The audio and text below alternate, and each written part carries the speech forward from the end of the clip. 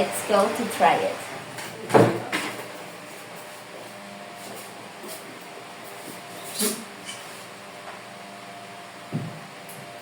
Let's go to test.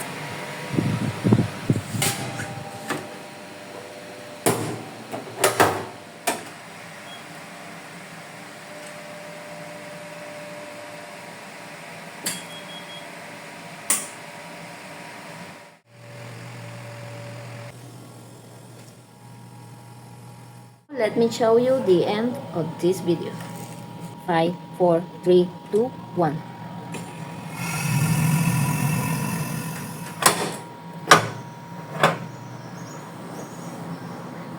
On this step, it's very important be careful because you have to open the door and left the equipment dry. So now it's drying. This will take like 30 minutes to do it, right?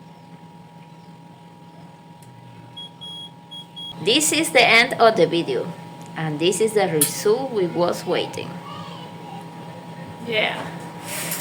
And now you can select any of these other cycles or any of these mods to use it in another kind of work, right?